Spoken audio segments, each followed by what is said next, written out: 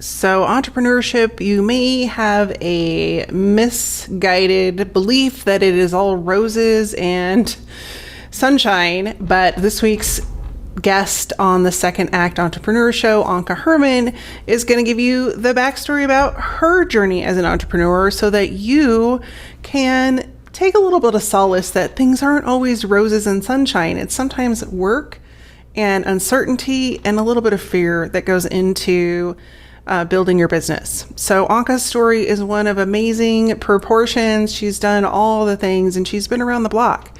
And she gives some great insights on how to overcome the things that you think might stop you in your tracks, and also talks real about some of the struggles that entrepreneurship brings in building your business. So tune in with me this week for Anke Herrmann's interview and to not only learn her second act entrepreneur story, but also get some inspiration about where you're going and the success and excitement that waits you on the other side of some of the things that you're going through now.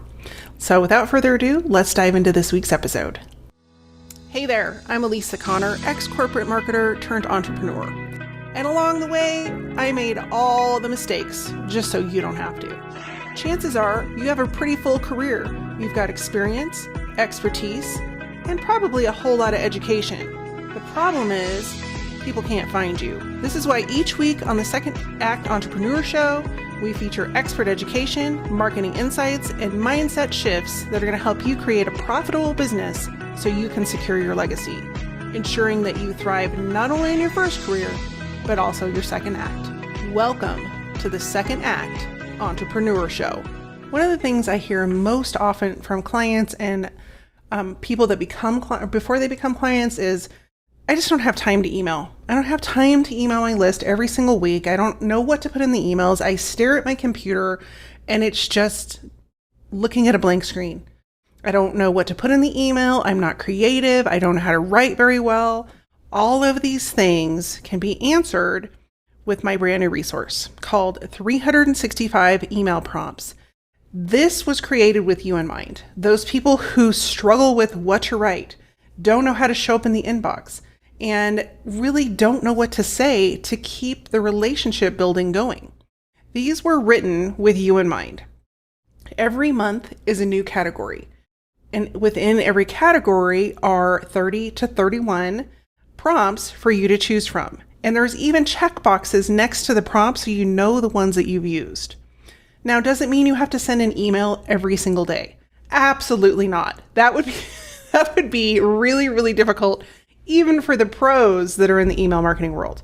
But what it does give you is the opportunity to jump between months to mix up your email marketing so that you can have a new topic idea, a new way to get in front of your audience, a new way to start a conversation.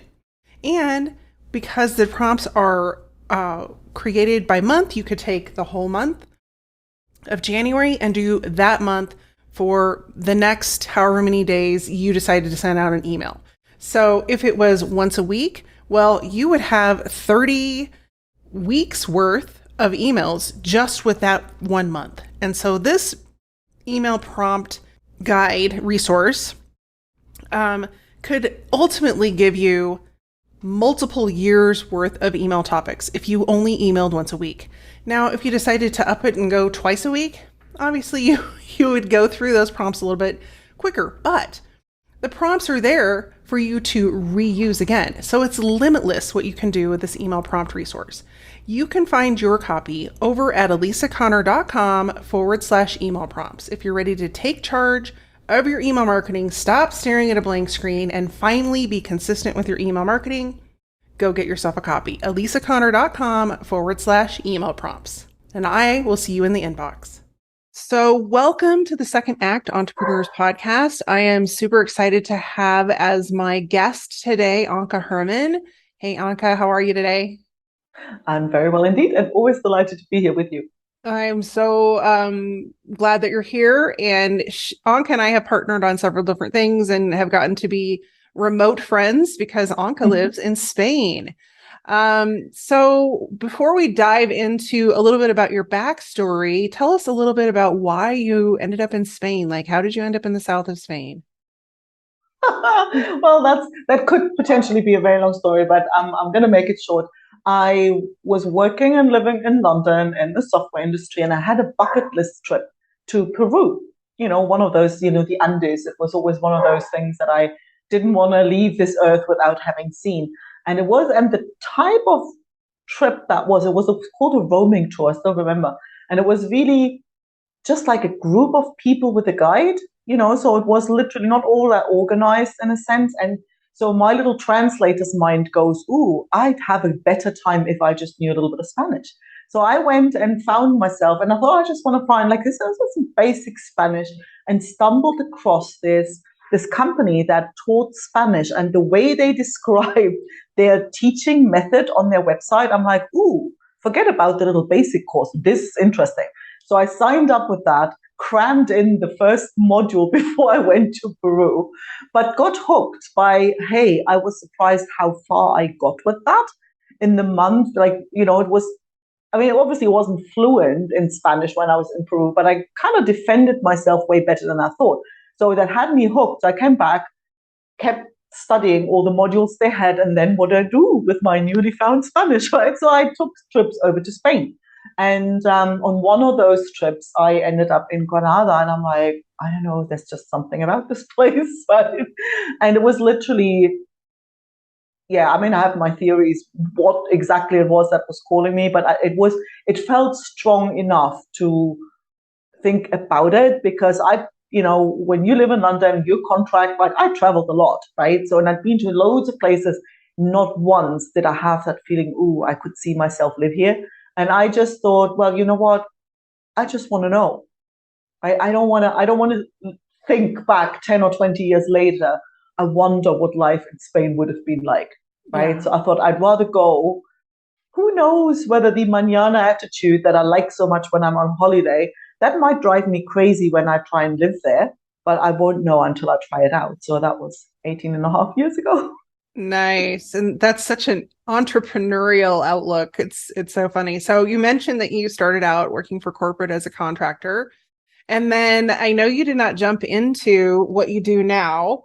Um, and we'll get to that in just a minute. But well, let's start there. Tell us what you do now and then what you did in between, because I think it's such an interesting transition. And there are a lot of people out there that listen to the show that are either have been in corporate and they think that like their next move has to be their last and final move. And you are proof of the pudding. And so am I that is not always the case. So Absolutely.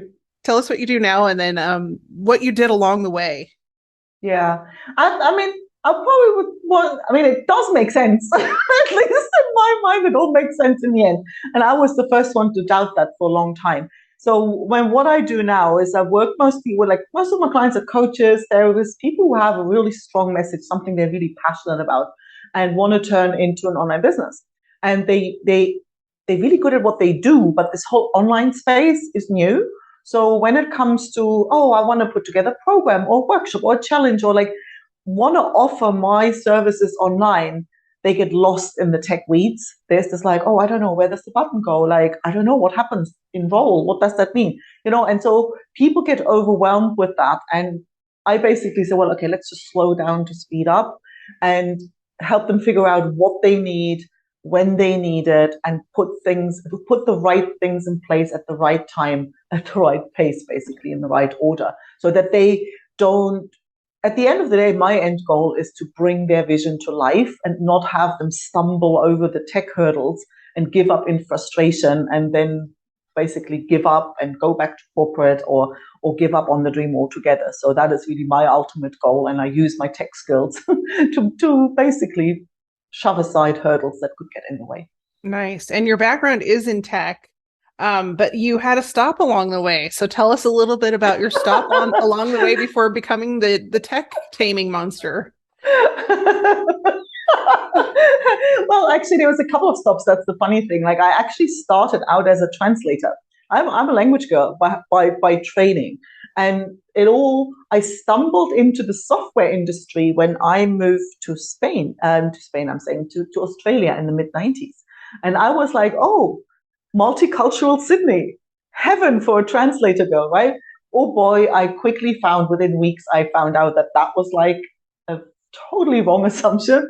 And I wasn't going to last in that industry. And I handed out my resume to anybody who would have it and ended up in a software company. And there I was in the mid-90s thinking, there's something here. You can see the bubble was like, this is where the future goes. But oh my God, I'm totally overwhelmed. There's just too much stuff.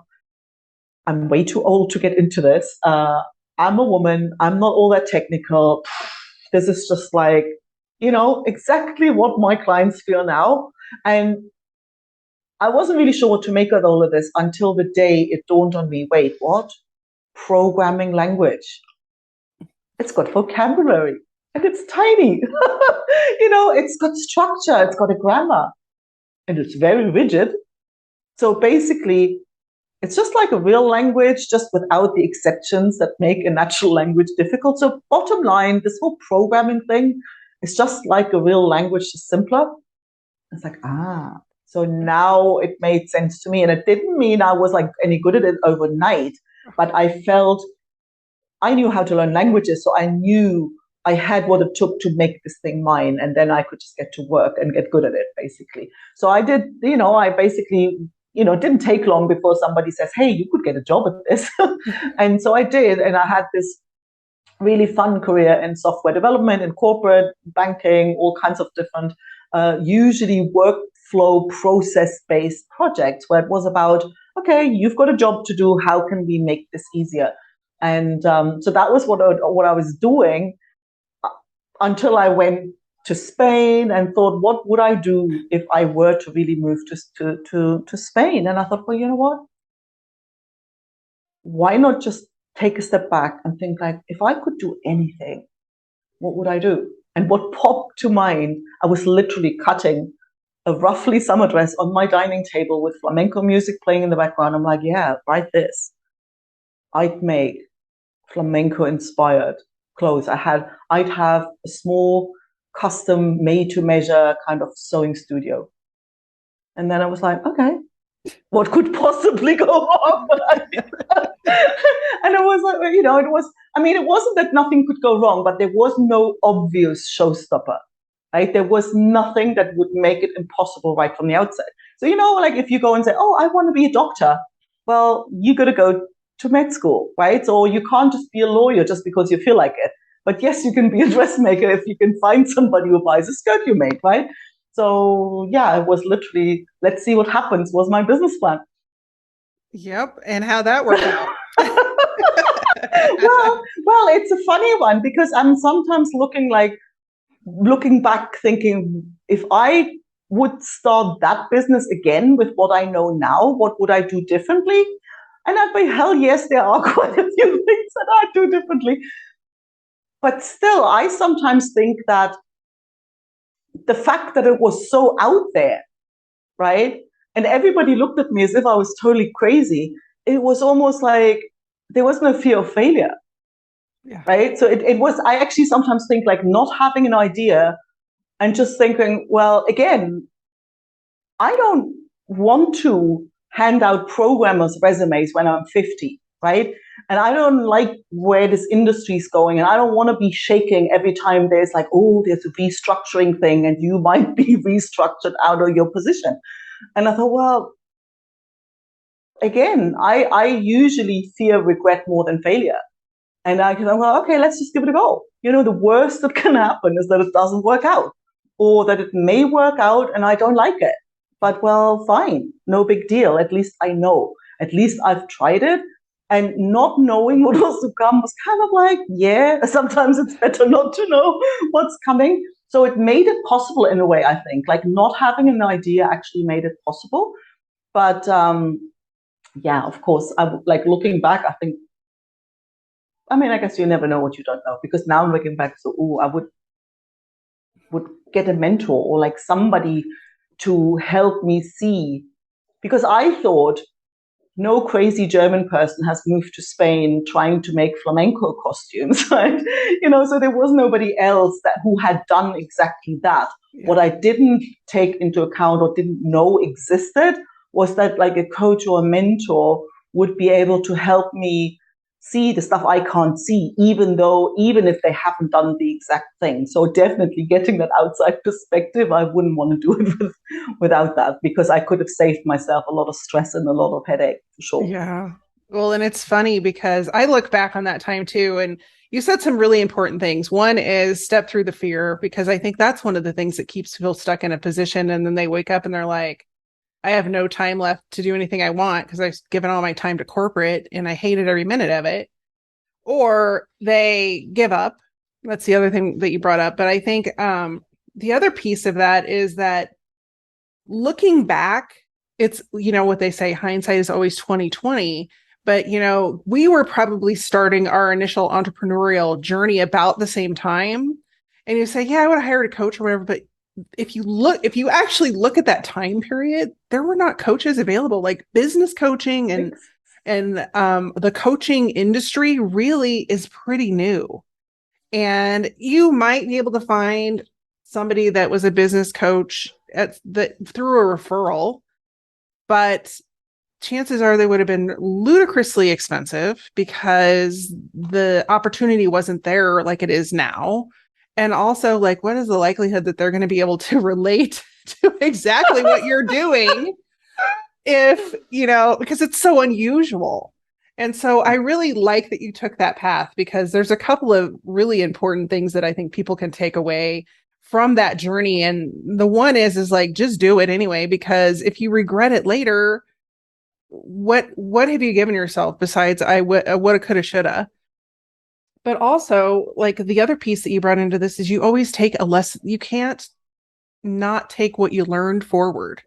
And so everything that you did in your corporate job, and I love the connection between computer language and linguistics, because I never thought of it that way, but it's totally true. It's a language you don't speak. That's the thing. And I think it's always what it comes down to is and that's how we learn anything. Right. And there's this one definition. I never know where I found it. It's not mine. And it says, when learning or teaching is connecting something unknown to something known. And that's all it is. Right. It's just a teacher's job to find that known bit to make something make sense for you. So, a good teacher will find that bit that's known. So that you go, oh, yeah. So now the language connection was what made sense to me. And it's what I consider my job to help my clients, and I've got a mini course around, let's cook up a storm in the tech kitchen. I basically use the cooking a meal or cooking for a dinner party as an example for you actually do know how to go about this. Yeah. You just don't know you don't, so it's that there's so much referable skill in anything, and I think that's one of the things so many times people, I've had like ex-colleagues who kind of, oh, well, I wish I could have done what you did. And I'm like, well, you could have, there's nothing, I had nothing that you didn't have. And people have the sense of what's at stake or what it requires to give up. And they don't focus on all the things they can take along. Right. And I think you are absolutely hitting the nail on the head. Is there's this propensity, especially now in the digital world that we live in, that everything is instant and that you just are going to build your business overnight and you're going to be a millionaire. And I was like, well, no, it's just not going to happen that way. It still takes work, and it still takes a lot of the soft skills that technology can't give you. And I think that's kind of the misnomer. I feel like a lot of the upcoming generations and the generations that are younger than us are living by. Like, they try something for a year or 18 months, and then all of a sudden they're like, yeah, it didn't work yet. And I'm like, really? You're just getting started. You're on the runway, sister. Yeah, like, you got work to do. And I think everybody wants the easy button, and there is no easy button. It's putting in the work. It's doing the time. It's building the relationships, it's building connection. And that's a really good point that you've touched on. So there's a couple of different directions we could go with this. The one that comes to mind is just, I'm thinking about my audience. And one of the things that entrepreneurs really struggle with, that you seem to have down to a science, is processes. I feel Mm-hmm. like we do a lot of the same activities, but we're so busy in the doing that we're not documenting what we do every day. And so it makes it really hard to outsource. It makes it really hard to repeat it and do it again if it works. And so if you could just give us a couple of like your best tips on how to start getting those processes put down into either an electronic format or a written format, whatever you recommend, and then like where do you go from there? Like, what processes do you start with? Mm. Yeah, no, I mean, that's definitely, and I can see, like, in my experience, when I look at how I work with clients, I can see why this is difficult for people, right? Because it requires you to think through not just what you do, but how you do it on a level of detail that people aren't familiar with, right? And I've seen this, I've learned this in the software industry. And I remember the project. It was a home loan project in a bank. It was like, okay, this is the home loan. People would come, you come in and you just bought a house, you apply for a mortgage, and so you have to hand in all this paperwork. And then now it arrives. Now what we do with it? Like, how does this go now until you've got the money in your bank account? And I remember speaking to the first person who would put all the data into the computer, right? And I remember sitting there asking him, okay, so you enter the data and then what? And he goes, oh, then it goes to Jane. And I'm like, okay, who's Jane? Well, Jane sits over there. And I'm like, oh, like, give me the role. Like, I mean, Jane can go. And then I'm like, oh, Jane goes, what happens if Jane goes on holiday? Well, then it goes to Sally. Right. And I'm sitting there rolling my eyes thinking, oh, for God's sake, I just need, what's the role? Mm-hmm. And I'm like, why doesn't he get that? And then I thought, well, he's a data entry person in a bank. If he was any good at that, he'd be a software developer. Yeah. So it's like, this is my job. But I think that's what happens. That's where people get into trouble with their web designers, right? Because tech people think like that and other people don't. So people most of the time try and skip that step because they don't even know it's there. Yeah. So for them to break this thing down really requires effort. So I think documenting is the first step, right? And to say, well, what is it? How something that you think, oh, well, so, somebody else might want to take over this at some point, or I might need to explain this to somebody else. That's the moment where you think, well, okay, let's just sort of start writing down what are the individual steps involved here. And everybody has to find the tool. The most important thing about the tools is like pick the one that works for you. I'm finding a digital tool is always more useful because I'm useless on paper, and because it's always like the moment I find myself writing something twice, my shackles go up, and you want to do that, I think, well before you need that, because if you're already frazzled and have too many balls in the air, then it's really hard to take the time out and now start documenting. It feels like, oh my God, I don't have time for that. And then you're on the hamster wheel and spin so fast you can't get off. So this thing of getting organized and documenting things and consciously think about not just what you want to do, but how you want to do it. I think you should start this as early as possible. And the first step is to literally like list out the task. And if you have a tool like my favorite ClickUp, then you just literally put those tasks in there. And then before you go and say, oh, I have a process, you might want to have a close look at them and say, well, okay, which steps can be eliminated by actually switching the sequence around, right? So quite often the sequence of steps has a lot of power in it, and if you just do this one thing first, the one thing that doesn't require anything else, then you probably cut out 5 steps afterwards when you have to go and now this, and then you have to come back and not forget to come back and all of that. So to actually streamline the thing before you go and teach it to somebody else. Yep. And it's interesting because I was thinking about the role story that you told about the bank. And when you're coming out of corporate or you're coming out of a previous career, typically entrepreneurs prior to being an entrepreneur had one role. And so when you move into entrepreneurship, all of a sudden you have like 12 roles or more. And if you forget a role, like sales, for example, And you're like, oh, well, Phil's not here, my sales guy, because he works at my old job and I don't have any sales, and it's not Phil's fault, it's my fault. And so it's, I think you're right. Starting that right away is going to keep you on task and make you aware of all of the things that you just took on, because whether you're getting paid for the roles or not, they need to happen. And it's, the web, your web designer or developer, your copywriter, your sales team, your accounting team, your HR team, you've got all of those things. And so you either have one choice: you can try and do it all and wear 25 hats and make yourself insane, or you can get the processes down and start outsourcing those a piece at a time. Personally, I think in order of most important. So to me, it's like accountant first, whatever it might be. But then like you said, look at the processes and those steps that are taking a lot of time. Like, are those things that you can either eliminate by doing something else, or is it something you can give to someone else that doesn't charge your hourly rate? Yeah. And I think people fear outsourcing a lot of times, but it's costing them so much money to do it themselves.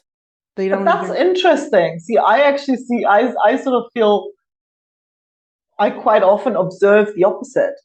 Like people try and rush to outsourcing, but I mean, and I'm all for outsourcing, always when it doesn't come from a place of fear and avoidance, right? Because when somebody comes, and especially in the tech space, it's like, oh, I outsource that, right? Oh, I just outsource the tech. Can't I just outsource the tech, right? The problem is with it sounds so grown up, right? It sounds so business owner-like, when in essence, what they're saying, I'm scared to deal with it. It's not my thing. I don't want to know.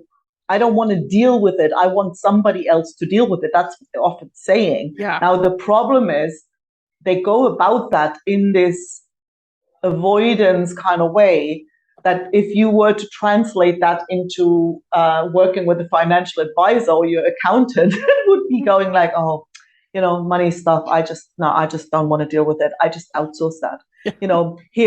Here's my bank details. Here's my password. Here are all my bank details. You just take care of it. I just don't want to know. Yeah. You would never. You think, well, you would. You like, hopefully, you wouldn't do that. Yeah. And people do that with, the ease and quickness with which people try and throw their passwords at you. It's just mind-boggling, right? Yeah. And then they come and say, oh, well, actually, I can't access my stuff because it's actually not mine. And I'm always saying, like, just like with a financial advisor, it is in your best interest to understand enough to kind of know what they're doing, why they're doing it, and be a business owner and literally work together with your financial advisor. And if you have somebody helping you with tech, work together with them and know enough to understand what's going on. So don't be that client who gets ripped off because they can sell you any old tool because you don't know, or you go and, do silly things, or you have ridiculous expectations. That's the other thing. Oh, I just want a button that sells it all for me, right? And, oh, that costs more than $50. Oh, well, that isn't right. When you make these stupid demands because you haven't got a clue, don't be that client, you know? Well, and I think what you're pointing at is ineffective outsourcing. Mm-hmm. And I agree. Like, I think back to some of the people that I've created websites for, they don't, and the worst is when their website gets hacked and they don't have access to any of the information for their website. And they're like, but I need it back right now. And I'm like, oh, I'm sorry. It's not happening today, because this is not instant. Exactly. And the people you see, especially around websites where you think, where I'm saying, like, people quite so happy to shove the tech onto somebody else's plate. But usually what you find, well, it's actually not, like, the tech's the least of your problems, as always, right? Because most of the time what they're struggling with is the content. Every single time somebody's overwhelmed with it, I'm like, okay, what do you do? Like, what is it? What are we going to put there? And you go to sort of get, well, I help people step into their inner self. Oh, right? So it's like, at the end of the day, 80% of the work is messaging, positioning kind of work, offering, building out an offer. And then you kind of put together the pages to represent that. Well, but people don't usually make don't differentiate structure from content. Yeah.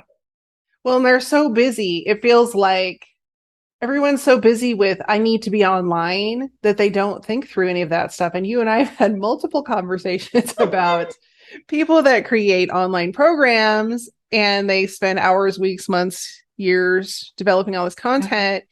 And you and I are of the same philosophy, which is like, hey, has anybody paid for that yet? And the answer is almost unequivocally no. Like, nobody's paid me for this. I put hours or more of time into this, and now I'm desperate to sell it, and I got to find people. And it's like, no, back the train up. Like, you should find the people, figure out what they want, and then make it. And I think that the same thing goes with your website. Like, if you're just putting out there what everybody else is putting out there, number one, you're not going to stand out. And number two, people aren't going to find you and choose you unless you give them a reason to. And most people don't want to do the work to do that. Or they don't know, I shouldn't say, maybe they want to do the work, but they don't know how to do the work. So it's either they don't want to, or they don't know how to, or they've hired the wrong people. And I'm sure you've run into that as well. Oh, all the time. Like, I think, I would want to sort of defend people there a little bit, because yes, all of that, I totally agree with you, that, but I think people are bombarded with quick fix marketing messages all the time. Like, I think it's very difficult to remove yourself from this influence of, 6 figures in 6 weeks. It's like, learn Spanish in 30 days, but good luck with that, but it's like that idea of this needs to be quick, or it's only good if it's quick, or this whole sense of, people want quick, so we tell them it's quick. People want easy, so we tell them it's easy. So basically they get told what they secretly want to hear, but that's not how it works, right? And it doesn't have to be hard. I always say, like, it isn't shortcuts or chasing shortcuts what speeds you up. It's mastery. Like, when you're really good at something, it's quick. Yeah. Right? If you haven't got a clue what you're doing, everything takes a long time.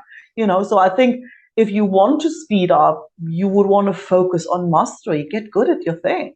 Yeah. Get good at delivering it and selling it, and and make sure it really solves the right problem for the right people, and get really good at that. Yeah. I think nothing will speed up your business growth more than that. Yep. And I think that people like to chase shiny objects. And so they might be really good at this thing over here. We'll just call it star catching. They're really good at star catching, and they help people catch stars all the time. And then somebody goes, but you don't have to do that, because you could catch comets. But I'll show you how, and it'll be faster, and you'll have more people. And it's like, but they don't know anything about that. But they're like, oh, but I see that, and maybe that's what I should do. And I remember when I started my entrepreneurial journey, and maybe this was the same for you, but you were looking for anybody that could help you with whatever it was you needed help with, because there's just so many things to know. And so I think you're right. People they go out and they put their feelers out, and then sometimes it's somebody that's a referral, or somebody that they met at a networking group or whatever, and they want to trust those people. But a lot of times it's leading them astray from where they really do need to focus. So I really like the way that you put that. Like, get really, really good at the one thing that you're good at, and like almost put your blinders on to the other things that will try to distract you away from that. Actually, that's a really interesting point you made with that. They don't know how, like, it sort of takes too long. And I think that's where it comes again, like, subtly, their expectations are being manipulated the entire time. Like, everywhere it's like, oh, you can make 90K in 90 days or 60K in 60 days. And, so now if you go and try something out, and then after 60 days, you've not hit 6 figures, you come to the conclusion that this thing is working. When in reality, you're actually totally on the right path. You just need to kind of keep putting one foot in front of the other and not expect. But I think it's like understandable, because these messages come from left, right, and center. 3 clicks, no coding experience required. Like, you get this stuff everywhere. And I think it's almost impossible to not have it influence your idea of how long something should take. And if you kind of think it should be quick and then it isn't, you think the thing isn't working. Fair enough. Or you think it's you to follow. That's the other thing. It's like you think, I am doing something wrong. It must be me. Yes. And I think a lot of people go into that because being an entrepreneur, that's the one thing people don't talk about very often is like, if you want a self-help therapy course, become an entrepreneur because all of your junk that you're carrying around that you don't want to manage is going to come up. And so people don't want to they don't want to deal with that sometimes. And they're like, oh, it's just me. I can't do it. I suck. I'm going to go back to corporate or whatever it is. Yeah. Or I'm going to try something else. But you're right. Like they could be one decision away from the success that they think they should have had 30 days ago if they just kept going on that path. Yeah. And trusting your own judgment. And that's also because all I'm saying is if you're listening and you're in that, welcome to the club. Like this is hard and everybody's is in that because sometimes it's hard to know how long to try something until you make a decision whether you should pivot or not. That's not an easy decision to make. You can always be that one step in front of before the goal. If you hit the goal, fade, right? Now, the other part is, of course, when you first start out and things are new, you kind of work off the assumption that everybody else knows this better than you, which is true when you first start out, right? Yes. So obviously you don't want to reinvent the wheel because that's what I did. So that's the long way too. So you do look and learn from other people and that tipping point where you think, well, I've actually absorbed enough now that my own judgment is worth a lot as well. And actually now more than any individual advice I can get from somebody, I think that's a tipping point that people sort of often miss as well. Yeah. That they kind of think, well, my own intuition, like I think but then so-and-so says I should do this. So they go off and do that. And then, as you said, then there's one here and the other one there. And you run around running in a 50 million direction because you don't trust your own judgment. Right. You don't get to the point that you think, well, actually, I've learned so much from so many different people now that my own intuition and judgment and knowledge is actually worth more than any old experts. Yeah. And that's funny because here we are full circle to how you ended up in Spain, following your intuition. Yeah. So, well, it has been a true pleasure having you on and just touching on some of these deep subjects that it feels like are often glossed over as we become entrepreneurs. And I love that you shared your expertise and your experience with my audience, and I would love for them to be able to find you. So do you want to tell them the best places to connect with you? Yeah. I mean, the easiest place is to go to tamingthetechmonster.com and you get a free copy of my book with the same name, Taming the Tech Monster, and it'll set your head straight and it'll let you see that you have what it takes to figure this out. I love it. And I will link all of that up in the show notes so it's easy to connect with Anke. And I also know she's on LinkedIn. And so we'll add that link in there as well. So thanks so much for being here today. And I would love for you to put it on your calendar to come back another day and we'll dive a little bit more into the tech area because we kind of talked more about entrepreneurship today. But in the meantime, thanks for being here. Well, thank you for having me and I'll be back anytime. Take care. Take care. Thank you. Did you miss something during the podcast? Maybe forgot to take notes? No worries. We've taken all the notes for you.